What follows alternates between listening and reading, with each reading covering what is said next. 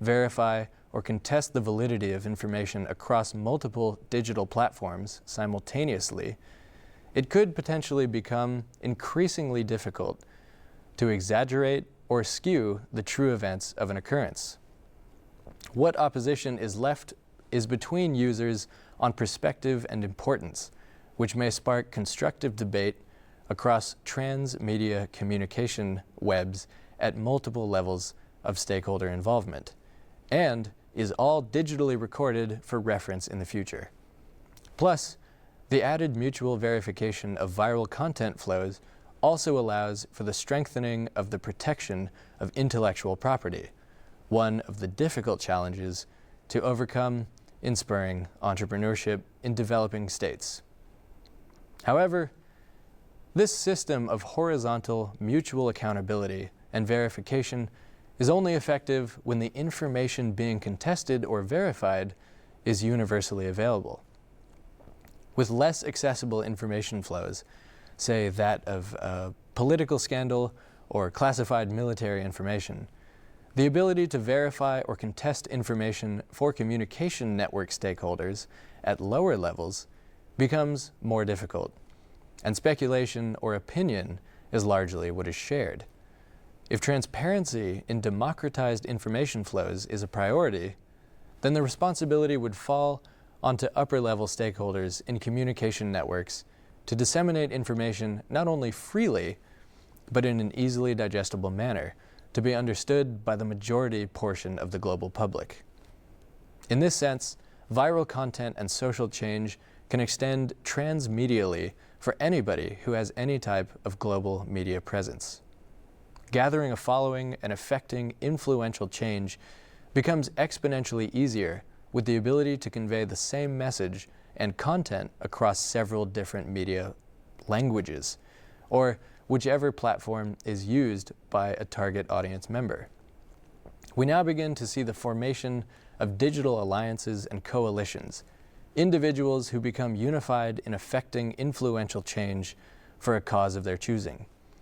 Taking the aforementioned argument that we now not only exist within, but across digital platforms, it is now almost impossible to see oneself embedded in digital networks without being part of some group, alliance, or cause. Digital platforms then become nearly obligatory in forming social alliances, and the vast majority of embedded social activity an individual may conduct digitally will occur in conjunction with social groups or movements. The human digital network nexus, then, will almost always promote collaboration or group formation in some capacity. How these groups operate or what their causes are become secondary, but still critically important, and it is up to the responsibility of the unified individual to choose movements that benefit the greatest good. One of the most important implications for more accessible participation in public engagement, or public diplomacy, is the co-creation of new knowledge between groups of participants who may not have formerly interacted. An emerging topic in sustainable development literature has been transdisciplinary research, distinguishable from interdisciplinary research in its ability to not only gather information from multiple disciplines, but adopt a systems approach to overcome issues facing our generation or certain groups to create new knowledge. Presently, the inaccessibility or poor delivery systems of the communication of critical information regarding sustainable development creates the undesired effect of limiting the number of participants in the global population that may contribute to cooperative knowledge creation. By disseminating information in a way that allows a greater number of the lowest common denominator to participate in conjunction with their access to global digital networks across different media platforms, this in turn widens the base of potential participants in an infinite number of combinations for new knowledge creation, which contributes to sustainable development. The solutions generated may then increasingly distribute themselves to more context and region-specific issues, instead of the traditional umbrella approach to development, much of which has been adopted in congruence to the globalization of the global economy. Presently, it may be considered unfortunate that a large majority of the most groundbreaking, critical information regarding global development is often inaccessible or not understandable to the lowest common denominator. Disseminating global knowledge in a way that can be understood and distributed by the vast majority of the global public allows for an immediate and fast increase in the number of digital network participants who can now collaborate in the co-creation of knowledge to ignite social movements and global change. Right now, much of global development literature is locked up in lengthy reports by institutions like the United Nations or the World Economic Forum, and though freely accessible, are not easily understood or are not contagious enough to unify the necessary majority of the global public in spurring action. This arrangement also supports the traditional ideology of vertically aligned information flows in one direction instead of horizontally aligned mass communication between members of an educated global population. Surely, there is a vast and untapped ocean of knowledge we may be missing out on, arranging content flows in this fashion and in this type. And though mutual verification of digital content is increasingly an important aspect of embedding ourselves in these electronic networks, information that is not accessible or understandable by the general public may only be verified by the same large public or private institutions that produce the content in the first place, which eventually may lead to further distrust by the very global public these institutions are aiming to influence. Viral content flows must not only be informative, but understandable, and accompanied by actionable steps to encourage skills building and the establishment of community-specific knowledge bases to overcome contextual issues on the local, regional, national, and international level simultaneously. Ultimately, we must utilize this tool to disseminate, verify, share, and act upon information, knowledge, and wisdom that is critical to the sustainable development of our biosphere, global economy, and well-being. Thank you. Thank you, Mr. Mooney. Let's begin with our question and answer session. Who is this transition into network communication going to influence mostly? Well, predominantly, this new alignment of information sharing and the concept of virality allows each user to potentially be equally influential as a traditionally larger institution.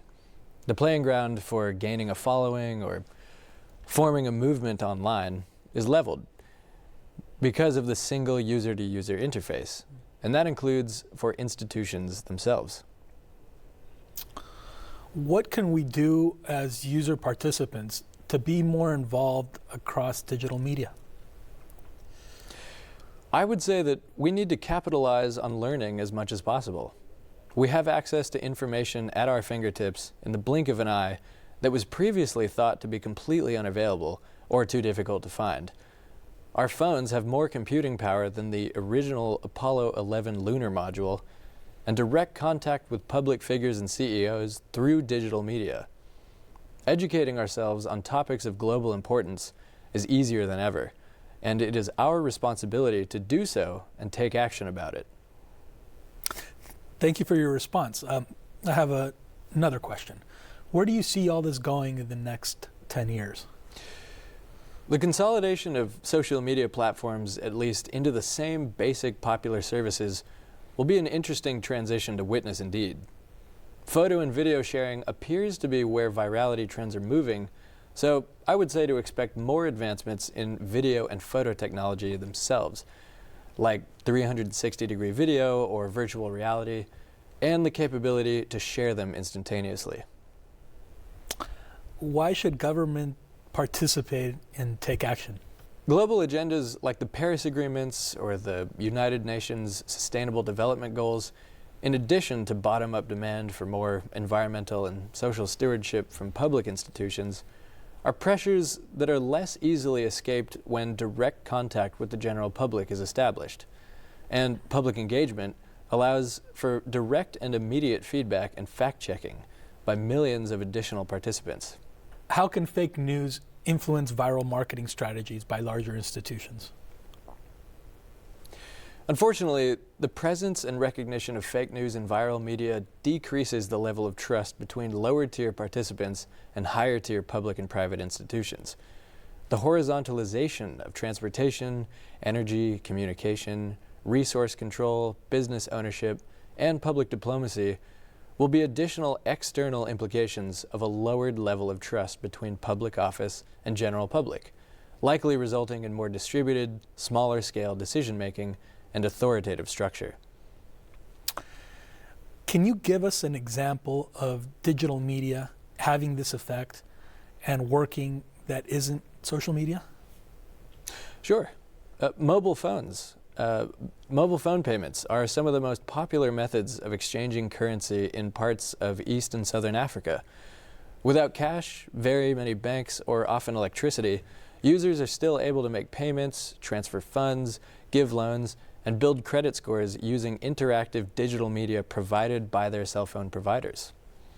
Thank you for your excellent responses, but we have run out of time. We hope that you have enjoyed participating once again in this exciting multilingual and multinational program. For further references and study, you can consult your ITC Participants Manual. I would like to remind all our viewers who are interested in obtaining the 2018 ITC Annual Series Diploma to contact the coordinator of your host institution to learn about the particular requirements for obtaining this certificate. We invite all our participating organizations to continue promoting in your communities our noble mission of sharing global knowledge for a better world.